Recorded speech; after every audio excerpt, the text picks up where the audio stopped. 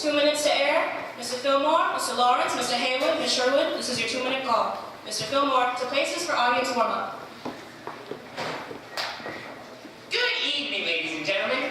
Welcome to a live broadcast of the NFA Playhouse of the Air.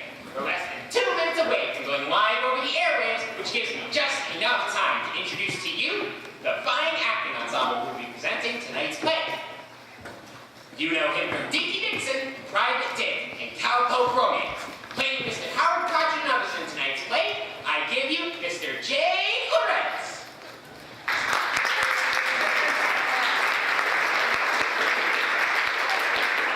Good evening, everyone. It's a pleasure.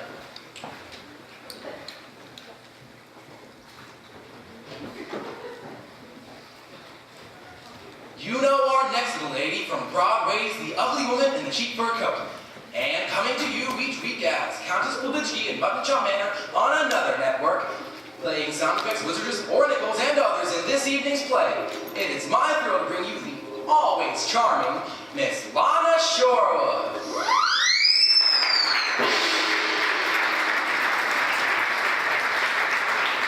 Why, I'm just wild about you, and every last one of you. Ooh, especially you. Now, it's always a pleasure to share the stage with one of the classiest actors that money can buy. He's just returned from Los Angeles, where he finished filming the Technicolor spectacle, A Day at Pimlico, A Night at the Glue Factory. Playing John Houseman and others in tonight's performance, I give you the man of 101 voices, Mr. Harry Haywood.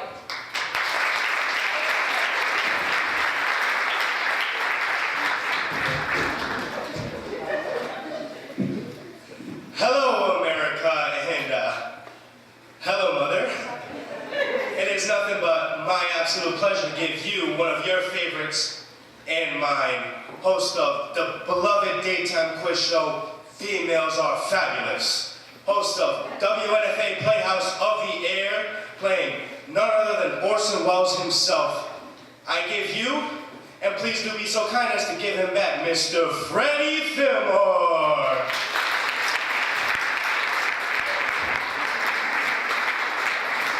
Thank you, ladies and gentlemen. You're too kind.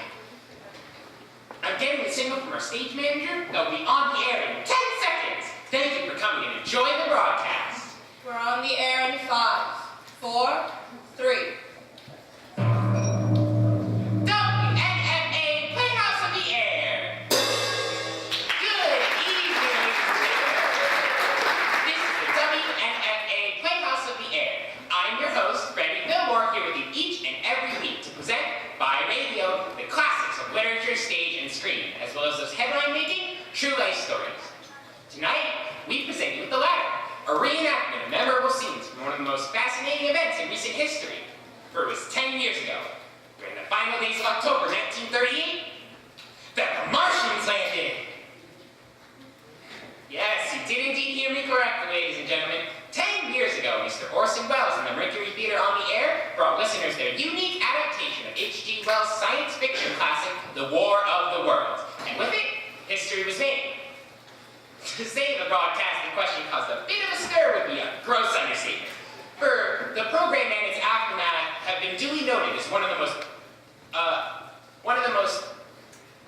terrible broadcasts of all time and will no doubt go down in the annals of radio history. Many of you dear listeners may remember hearing the broadcast on that fateful evening, and it is our sincere pleasure to bring you a reenactment of the play itself, as well as the events which made it one of the most fascinating events of the 20th century. A radio play within a radio play, if you will. But before we present you with the War of the Worlds itself, we have a special treat for you, dear listener. Live via telephone, we bring you the writer who adapted H.G. Wells' novel for the radio, Mr. Howard Koch, who has generously agreed to share with us some details behind the broadcast itself. Ladies and gentlemen, the next voice you hear is that of Mr. Koch. Hello? Mr. Koch? Good evening, Mr. Fillmore. Hello, everyone. Good evening, Mr. Koch. Thank you ever so for joining us this evening. It's indeed a thrill. Now, as I understand it, you were present at the creation of this history-making broadcast. Might you share with our listeners a few details about how this particular play came to be? I'd be happy to. Writing radio plays for the Mercury Theater on Air was my first professional job. The program was built around the name and talent of Orson Welles, the boy genius who had taken the New York theater scene by storm. Each week I was responsible for 60 pages of script, dramatizing a literary work assigned to me by Orson or his co-producer, John Houseman, both of whom had pretty exacting standards. It was Houseman who made me a copy of H.G. Wells's The War of the Worlds. I see. And how is the structure of the play decided? Houseman's only instructions were to dramatize the 1898 novella in the form of news bulletins. But in reading the story, which was written in England in late narrative style, I realized I could use practically nothing but the author's idea of a Martian invasion and his description of their appearance and the machines. In short, I was being asked to write an almost entirely original hour-length play in just 6 days. Wow, that sounds like quite a task indeed. It certainly was. And as a way of breaking through my monstrous case of writer's block, I decided to establish the location of the first Martian arrivals. In my office, I had a map of the state of New Jersey, which I spread across my desk, closed my eyes, and put down the pencil point. It happened to fall on a town by the name of Grover's Mill, and I liked the sound of it, felt how authentic it rang. Also, it was near Princeton, where I could logically bring in the observatory and the astronomer, Professor Pearson, who would become a leading character in the film. Can you share with us a bit about the days leading into the broadcast? What was the atmosphere like behind the scenes? Oh boy, the 6 days before the broadcast were one long nightmare of scenes written and rewritten between frantic telephone calls, with pages speeding back and forth in the studio, all the while that Sunday deadline staring me in the face. How many drafts of the script were there? So many, I'm sure we've lost count. On Wednesday, a recording was made for Orson and played for him at his suite at the Regis Hotel. And on Thursday morning, Orson's notes had arrived, and another draft would be crafted just in time to be delivered to the CBS lawyers, who would in turn offer their own set of changes. Do you remember some of the changes made by the lawyers? They gave approval on stipulation that several names of actual people and locations be changed. Hence, the Hotel Biltmore became the Park Plaza. The Transamerica became the International. President Roosevelt became the Secretary of the Interior. And Bernard Herrmann and the CBS Orchestra became Ramon Raquello and his orchestra. I see. Now, Mr. Wells was rehearsing a play for Broadway at the time, was he not? That he was. A play by the name of Danton's Death. Just hours before the scheduled broadcast, Orson tore himself away from the Broadway rehearsal and arrived at the studio by ambulance. By ambulance? That's right. Orson learned that there was no law in New York that had to be sick to ride in an ambulance. Not only was it quicker than a taxi, he provided an arrival which played nicely into that Wellesian dramatic flair for which he is famous. Now, as the hands of the clock moved relentlessly towards airtime, the crisis grew more extreme, the peril more desperate. Often violence broke out. Scripts flew through the air. Doors were slammed, batons smashed. After that, with only a few minutes left to go, there was a final frenzy of correction and reparation, of utter confusion and horror, aggravated by the gardening of sandwiches and bolting of oversized milkshakes. By now, there was less than a minute to airtime. At that instant, with not 1 second to spare, the Titanic buffoonery stopped. Suddenly, out of chaos, much like magic, the show emerged, meticulously executed and as precise as clockwork. Where were you during the broadcast itself? I was really present at the broadcast. My work was done. I listened to the broadcast in my apartment, after which I went to sleep, blissfully aware of what was happening outside. In a sense, I myself was a victim of the Halloween prank, as Orson later called it, and a masterly understatement. A masterly understatement indeed. Thank you ever so for joining us this evening, Mr. Koch. My pleasure. Ladies and gentlemen, you've been listening to Mr. Howard Koch, who adapted H.G. Wells' The War of the Worlds for the radio. In a moment, we bring you a reenactment of that very play. But first, I invite you to listen to a word from our sponsors.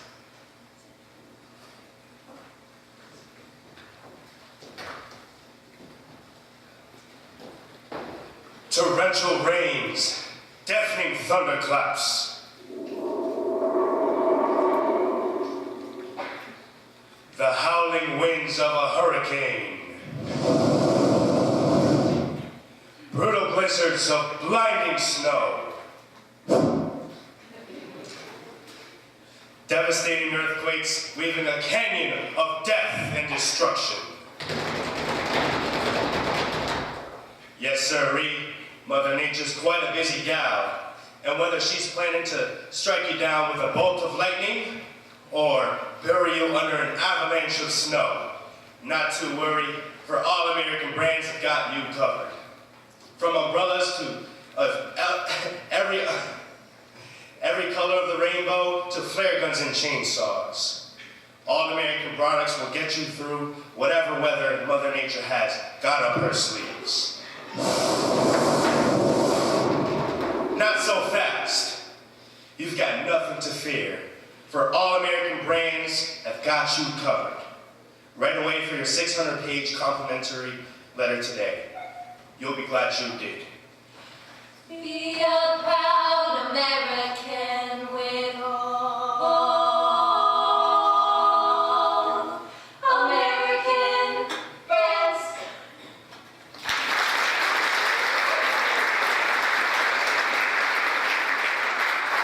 Welcome back, ladies and gentlemen. This is Freddie Film for the WNFA Playhouse of the Air. As our story begins, we take you now 1 decade back in time. It is the evening of October 30th, 1938, 7:58 p.m. Eastern Standard Time. We're in Studio 1 of the Columbia Broadcasting Building in Manhattan, where coffee cartons and sandwich paper from that day's final dress rehearsal are littered about. There's an excitement in the air, a thrill reserved for those final moments before the curtain rises. In the control room, producer John Houseman is running over last-minute notes with a myriad of technicians.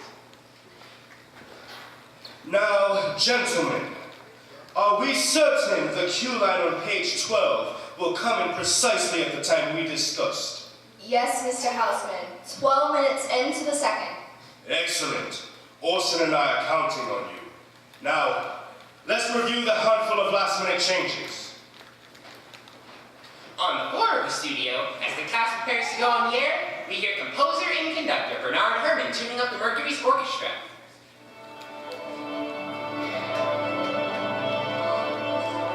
And over the studio speakers comes the stage manager's call. 2 minutes to air. This is your 2-minute call. Mr. Wells, Mr. Seymour, Mr. Stewart, Mr. Reddick, Mr. Collins, Miss Nichols, and company. 2 minutes to air. Mr. Wells gives some final instruction to Miss Ora Nichols, the head sound engineer. Now, Ora dear, let's hear QA15, if you will. Right away, Mr. Wells. That's fine. A bit more intensity towards the end, if you please. And remember to cut QA34 like this. Right away, Mr. Wells. Very good. 1 minute to air. Mr. Wells, to the podium, please. Dan, Why, yes, Mr. Seymour. lawyers don't want you to sound like President Roosevelt. They got all clever about it and changed the character to the Secretary of the Interior. But we cannot help it if the Secretary of the Interior just so happens to sound like President Roosevelt, now can we? We surely can't help that, sir. Attaboy. 30 seconds. Places and stand by, please. Mr. Wells took the podium, tapped his baton, ready to throw the cue for the Mercury's theme. And there was silence as the stage manager gave the final call. We're on the air in 5, 4, 3. The Columbia Broadcasting System and its affiliate stations present Orson Welles and the Mercury Theater on the air in The War of the Worlds by H.G. Wells.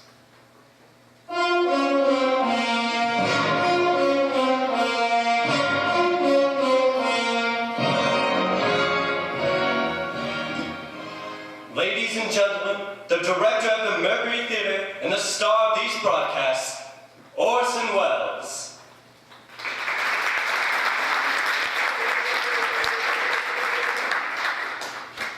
We know now that in the early years of the 20th century, this world was being watched closely by intelligences greater than man's and yet as mortal as his own.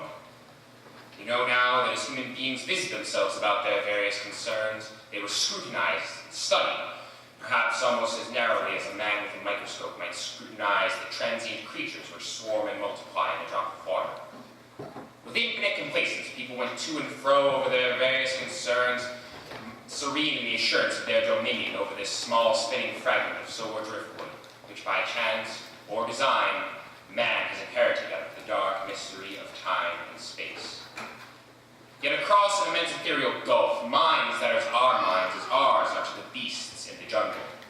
Intellects, vast, cool, and unsympathetic, regarded this earth with envious eyes, and slowly and surely drew their plans against us. In the 39th year of the 20th century came the Great Disillusionment. It was near the end of October. Business was better.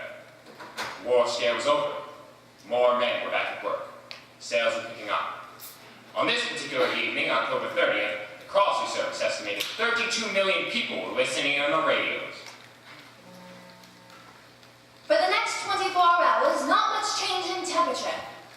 A slight atmospheric disturbance of undetermined origin is reported over Nova Scotia, causing a low-pressure area to move in rather rapidly over the northeastern states, bringing a forecast of rain, accompanied by winds of light gale force. Maximum temperature 66, minimum 48. This weather report comes to you from the Government Weather Bureau. We take you now to the Meridian Room of the Hotel Park Plaza in downtown New York, where you will be entertained by the music of Ramon Riccello and his orchestra. Good evening, ladies and gentlemen. From the Meridian Room in Park Plaza in New York City, we bring you the music of Ramon Riccello and his orchestra with a touch of the Spanish. Ramon Riccello leads off with La Comparsita.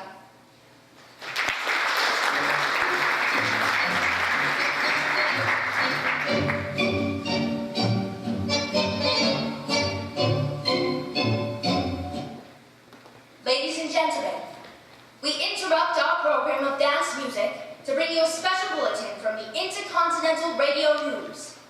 At 20 minutes before 8 Central Time, Professor Farrell of the Mount Jennings Observatory, Chicago, Illinois, reports observing several explosions of incandescent gas occurring at regular intervals on the planet Mars.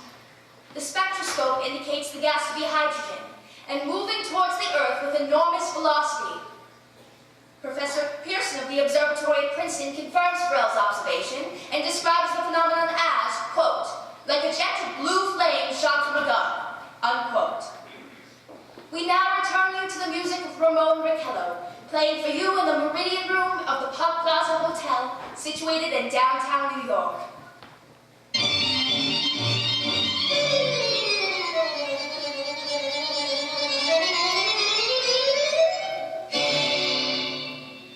Now a tune that never loses favor, the ever-popular Stardust, Ramon Riccello and his orchestra.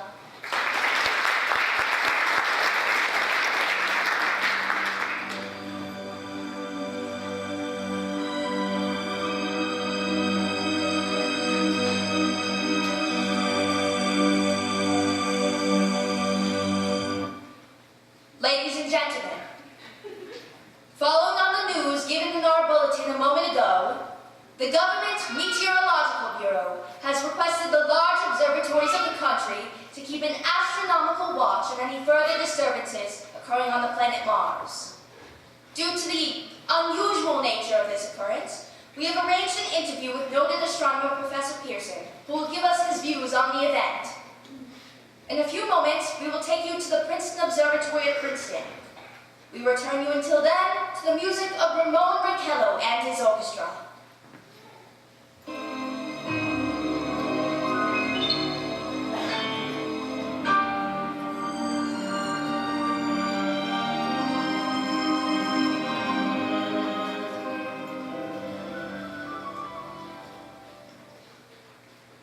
We are now ready to take you to the Princeton Observatory at Princeton, where Carl Phillips, our commentator, will interview Professor Richard Pearson, famous astronomer. We take you now to Princeton, New Jersey. Good evening, ladies and gentlemen. This is Carl Phillips speaking to you from the observatory at Princeton. I am standing in a large semicircular room, pitch black except for an oblong split in the ceiling. Through this opening, I can see a sprinkling of stars, which cast a kind of frosty glow over the intricate mechanisms of this telescope.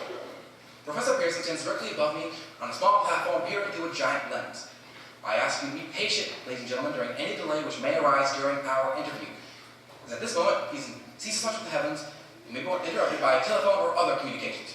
As during this period, he's in constant touch with the astronomical centers of the world. Professor, may I begin our questions? Certainly, Mr. Phillips. Professor, would you please tell our radio audience exactly what you see as you observe the planet Mars through your telescope? Nothing unusual at the time, Mr. Phillips. A red disc swimming in a blue sea. Transverse stripes across the disc. Quite distinct now because Mars happens to be the point nearest to her. In opposition, as we call it.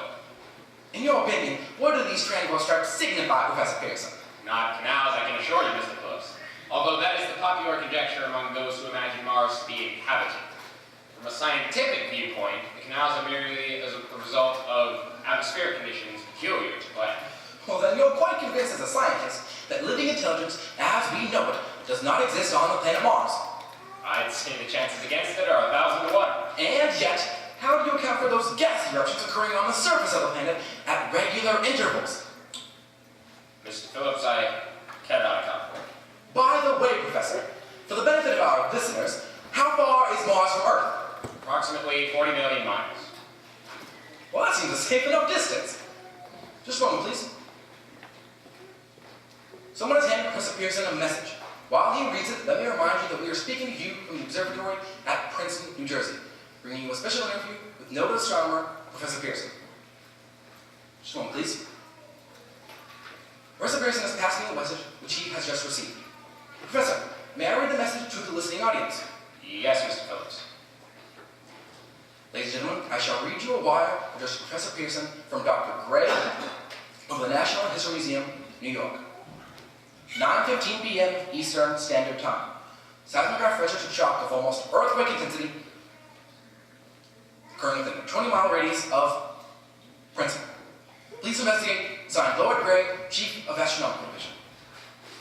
Professor, could this occurrence possibly have something to do with the disturbance observed on the planet Mars? Hardly, Mr. Phillips. This is merely a meteorite of unusual size, and its arrival at this particular time is a coincidence. However, we shall conduct a search as soon as daylight permits. Thank you, Professor. Ladies and gentlemen, for the past 10 minutes, we've been speaking to you from the observatory at Princeton, bringing you a special interview with world-famous astronomer, Professor Pearson. This has been Carl Phillips. We now return you to our New York studio. Ladies and gentlemen, here is the latest bulletin from the Intercontinental Radio News. Toronto, Canada. Professor Morse of McGill University reports observing a total of 3 explosions from the planet Mars between the hours of 7:45 p.m. and 9:20 p.m. Eastern Standard Time. This confirms earlier reports observed by American observatories. Now, nearer home comes a special announcement from Trenton, New Jersey. It is reported that at 8:50 p.m., a huge flaming object believed to be a meteorite fell on the farm of Grover's Mill, New Jersey, 22 miles from Trenton. The flash in the sky was visible within a radius of several hundred miles, and the noise of the impact was heard as far north as Elizabeth. We have dispatched a special mobile unit, and we will have our commentator, Carl Phillips, give you a word description as soon as he can reach there from Princeton. In the meantime, we take you to the Hotel Martinet in Brooklyn, where Bobby Millett and his orchestra are offering a program of dance music.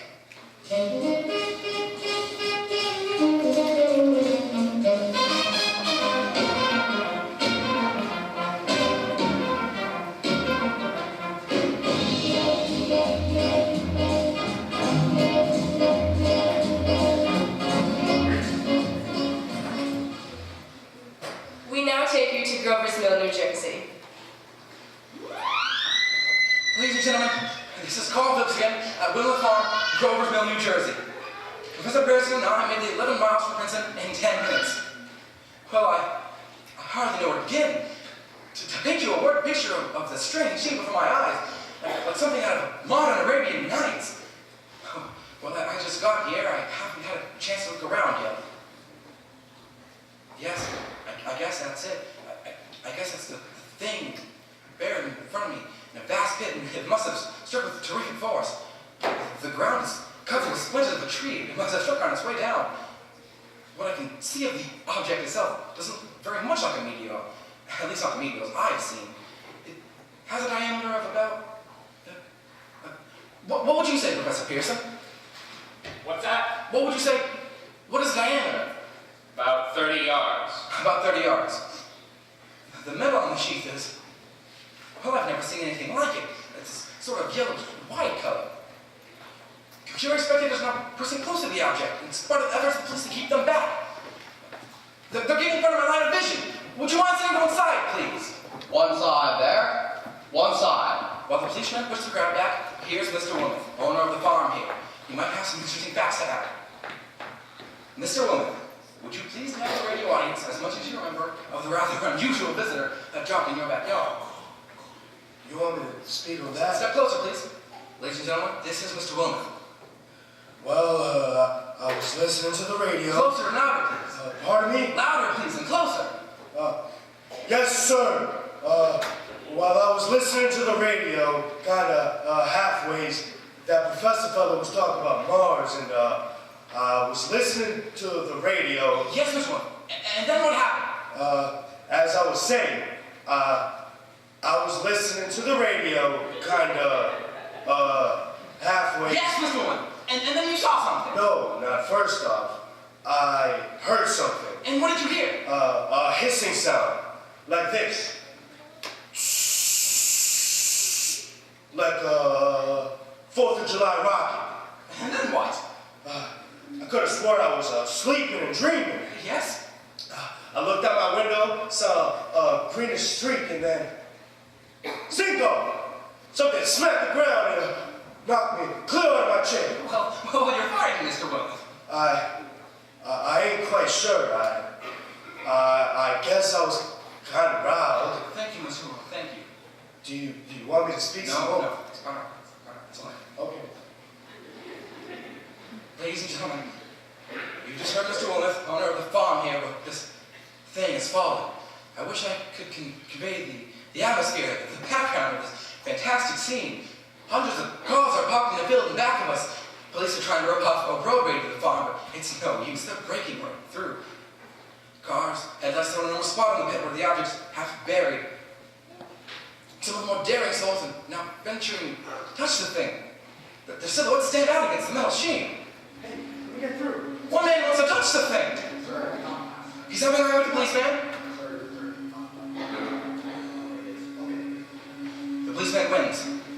Now, ladies and gentlemen, there's something I haven't mentioned in all this excitement, and now it's becoming more distinct.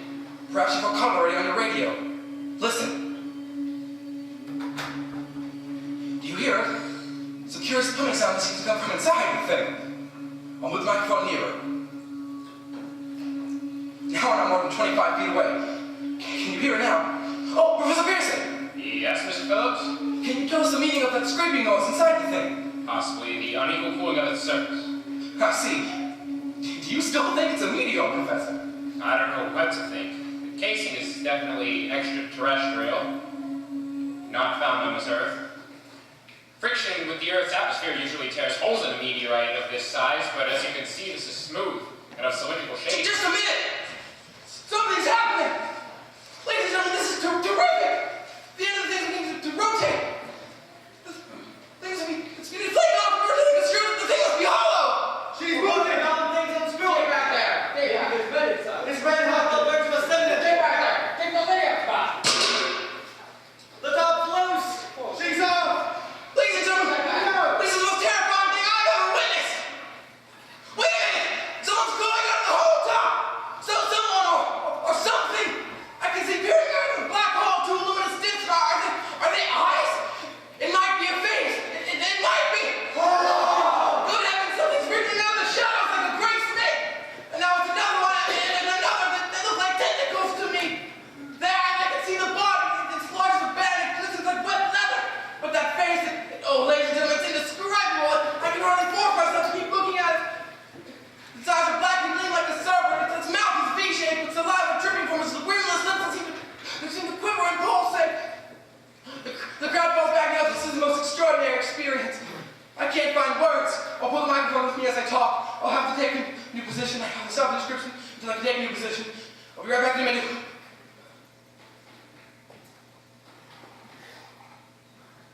We are bringing you an eyewitness account of what's happening on the Wilmot Farm, Rovers Mill, New Jersey.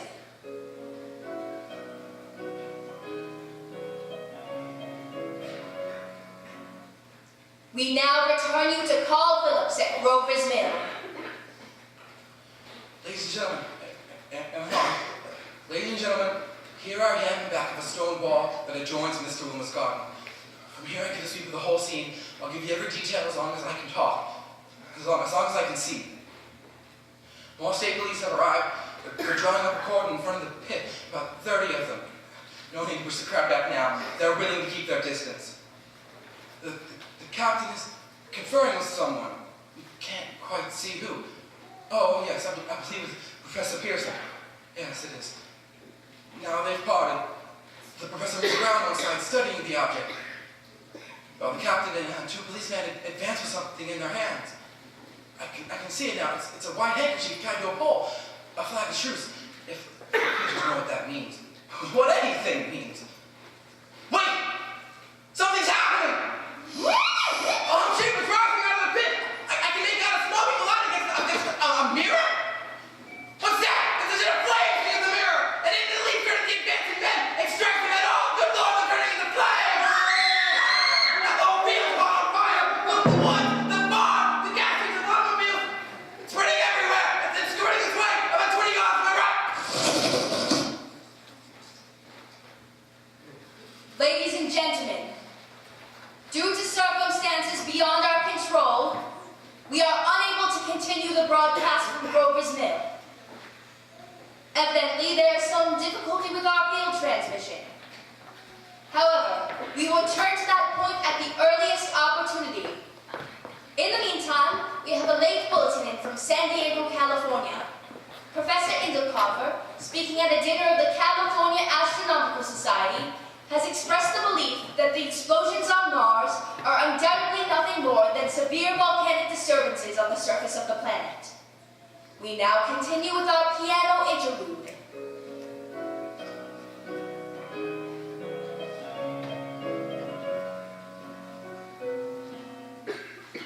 Ladies and gentlemen, I have just been handed a message that came in from Grover's Mill by telephone. Just a moment. At least 40 people, including 6 state troopers, lie dead in a field east of the village of Grover's Mill. Their bodies burned and distorted beyond all possible recognition. The next voice you hear will be that of Brigadier General Montgomery Smith, commander of the state militia at Trenton. I have just been requested by the governor of New Jersey to place the counties of Mercer and Middlesex as far west as Princeton and east to Jamesburg under martial law. No one will be permitted to enter this area except by special pass issued by state or military authorities. 4 companies of state militia are proceeding from Trenton to Grover's Mill and will aid in the evacuation of homes within the range of military operations. Thank you. You have just been listening to General Montgomery Smith commanding the state militia at Trenton. In the meantime, further details of the catastrophe at Grover's Mill are coming in. The strange creatures, after unleashing their deadly assault, crawled back into the pit and made no attempt to prevent the efforts of the firemen to recover the bodies or extinguish the fire. Combined fire departments of Mercer County are fighting the flames which menace the countryside. We have been unable to establish any contact with our mobile unit at Grover's Mill, but we hope to be able to return you there at the earliest possible moment. In the meantime, we take you. Just one moment, please. Ladies and gentlemen, I have just been informed that we have finally established communication with an eyewitness of the tragedy. Professor Pearson has been located at a farmhouse outside Grover's Mill, where he has established an emergency observation post. As a scientist, he will give you his explanation of the calamity.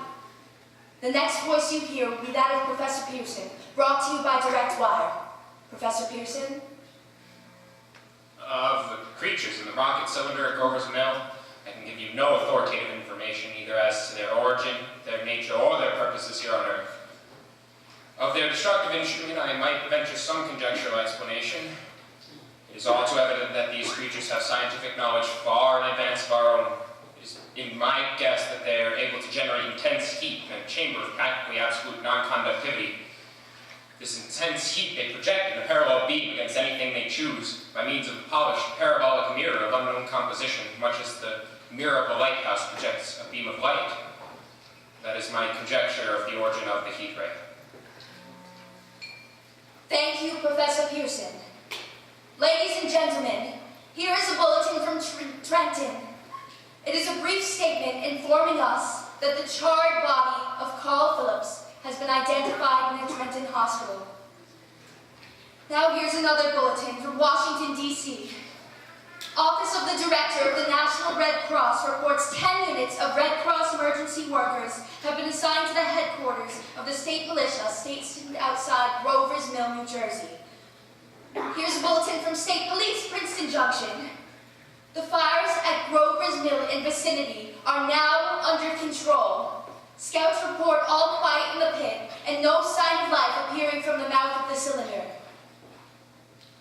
And now, ladies and gentlemen, we have a special statement from Mr. Harry McDonald, Vice President in charge of operations. We have received a request from the militia at Trenton to place at their disposal our entire broadcasting facilities. In view of the gravity of the situation and believing that radio has a responsibility to serve in the public interest at all times, we are turning over our facilities to the state militia at Trenton. We take you now to the field headquarters of the state militia stationed outside Grover's Mill, New Jersey. This is Captain Lodsing of the Signal Corps, attached to the state militia, now engaged in military operations in the vicinity of Grover's Mill. The situation arising from the reported presence of certain individuals of unidentified nature is now under complete control. The cylindrical object, which lies in a pit directly below our position, is surrounded on all sides by 8 battalions of infantry. Without heavy field pieces, but adequately armed with rifles and machine guns, all cause for alarm, if such cause ever existed, is now entirely unjustified. The things, whatever they are, do not even venture to poke their heads above the pit. I can see their hiding place plainly in the glare of the searchlights here.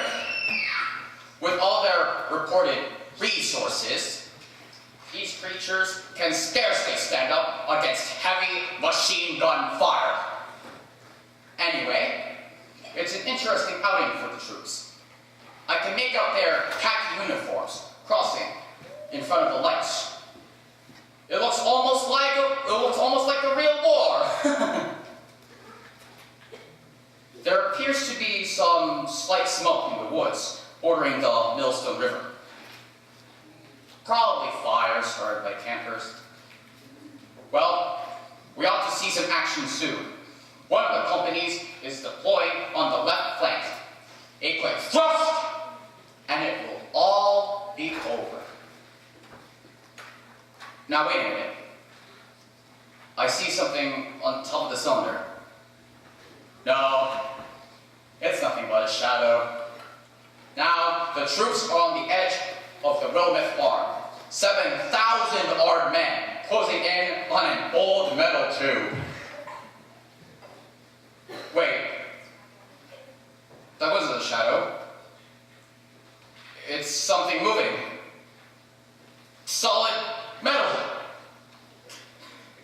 Kind of shield-like affair, rising up out of the cylinder.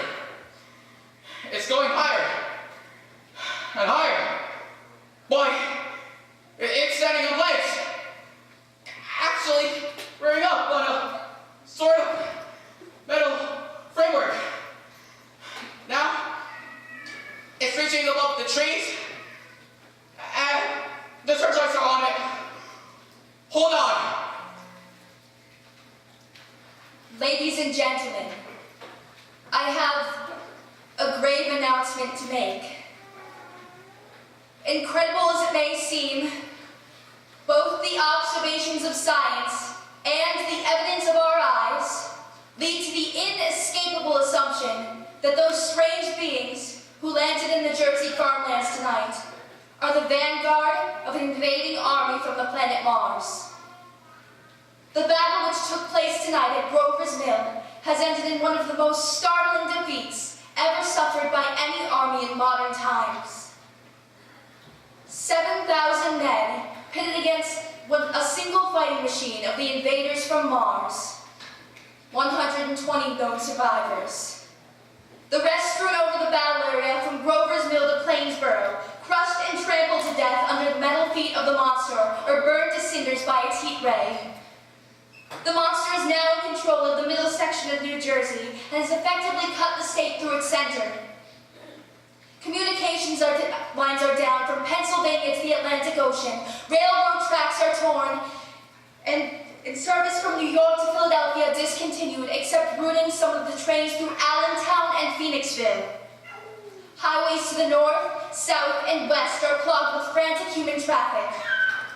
Police and army reserves are unable to control the mad flight. It is estimated by morning that fugitives will have swelled Philadelphia, Camden, and Trenton to twice their normal population. At this time, martial law prevails throughout New Jersey and eastern Pennsylvania. We take you now to Washington for a special broadcast on the national emergency. The Secretary of the Interior.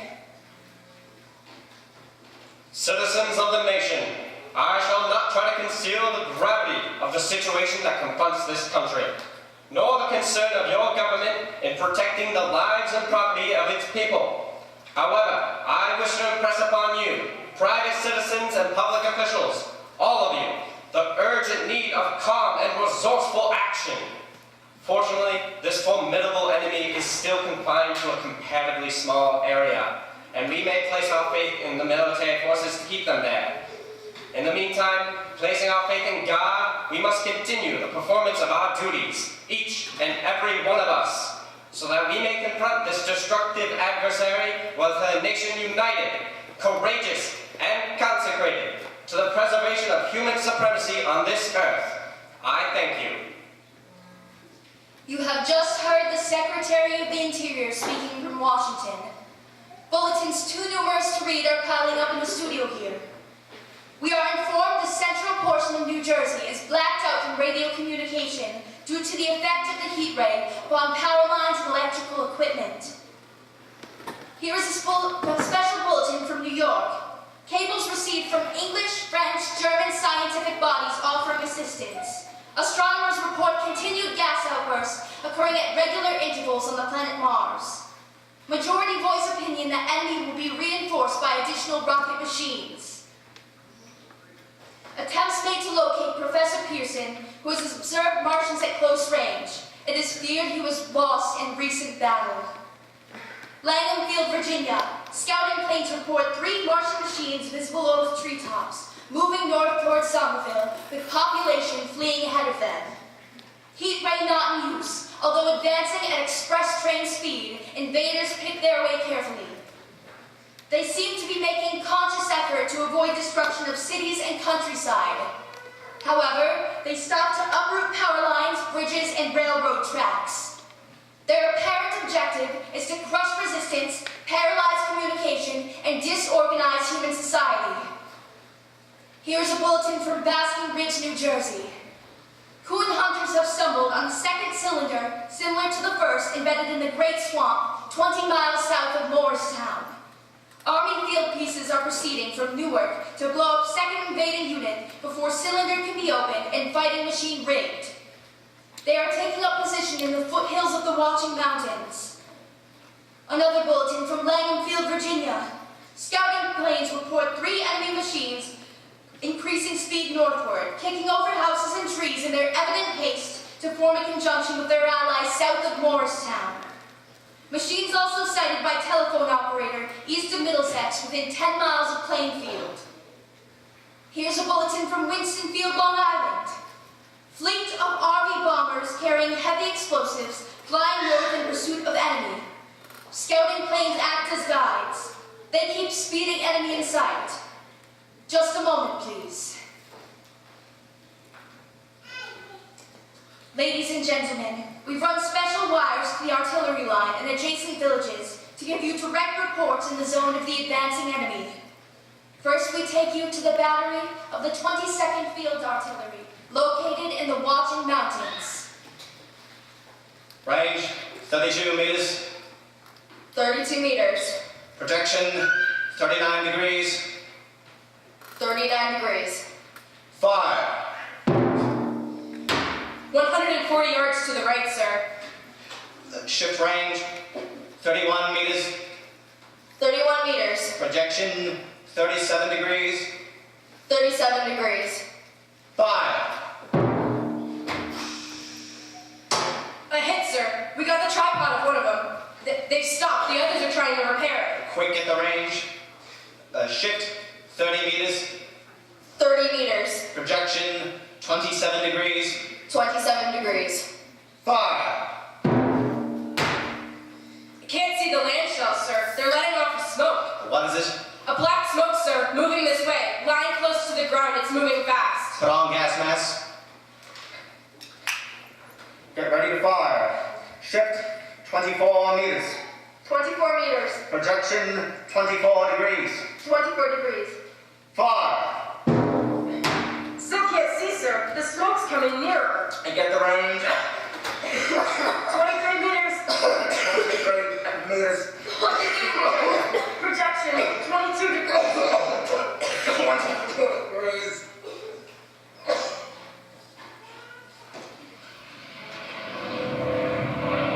Army bomb plane B-843 of Bayonne, New Jersey.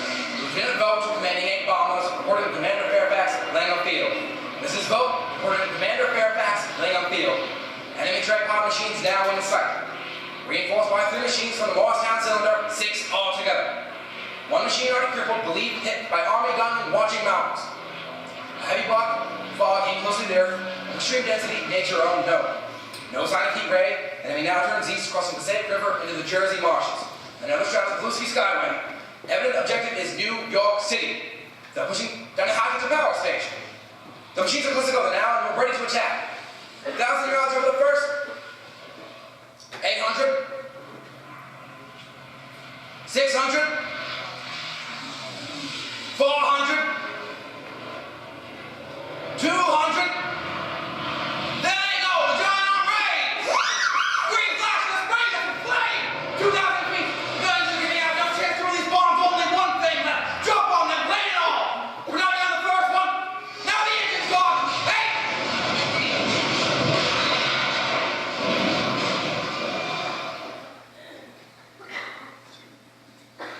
This is Bayonne, New Jersey, calling Langham Field.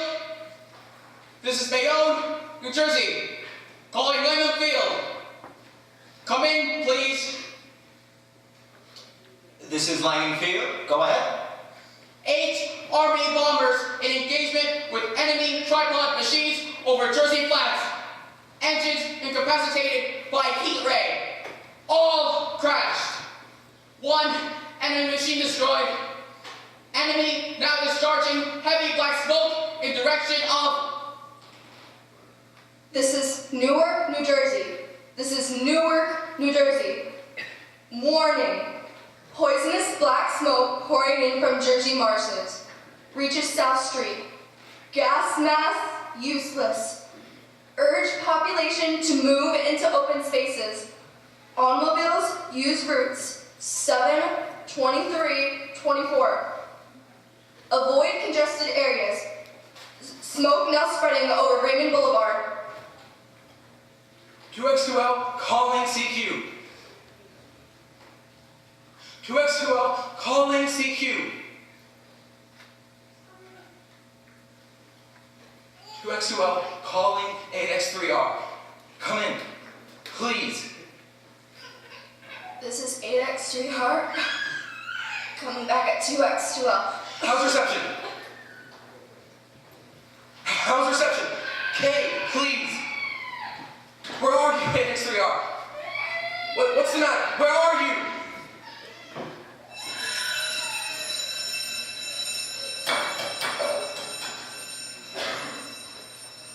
I'm speaking from the roof of the broadcasting building, New York City. The bells you hear are ringing to warn the people to evacuate the city as the Martians approach. Estimated in the last 2 hours, 3 million people have moved out along the roads to the north. Hutchison River Parkway, still kept open for motor traffic. Avoid bridges to Long Island, hopelessly jammed. All communications with Jersey Shore closed 10 minutes ago. No more defenses.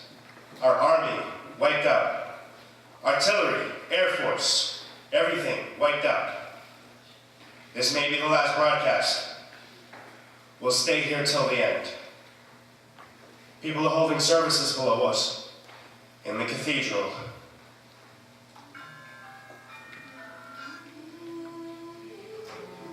Now I look down the harbor, all manner of boats overloaded with fleeing population, pulling out from docks. Streets are all jammed, noisy crowds like New Year's Eve in city.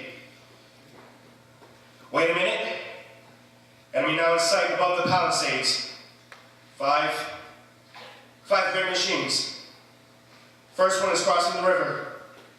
I can see it from here, wading the Hudson like a man wading through a brook. A bulletin's handed to me. Martian cylinders are falling all over the country. One outside Buffalo, one in Chicago, St. Louis. Seem to be timed and spaced. Now, the first machine's reached the shore. He stands watching, looking over the city. His stale, cowlish head is even with the skyscrapers. He waits for the others. They rise like a line of new towers in the city's west side. Now, they're lifting their metal hands. This is the end now. Smoke comes out. Black smoke, drifting over the city. People in the streets see it now. They're running towards the East River, thousands of them dropping in like rats. Now the smoke's spreading faster. It's reached Times Square. People trying to run away from it, but it's no use. They're falling like flies.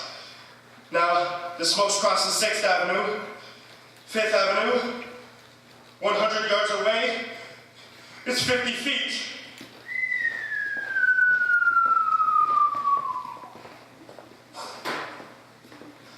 "2X2L calling CQ. 2X2L calling CQ. 2X2L calling CQ. New York. Isn't there anyone on the air? Isn't there anyone on the air? Isn't there... 2X2L...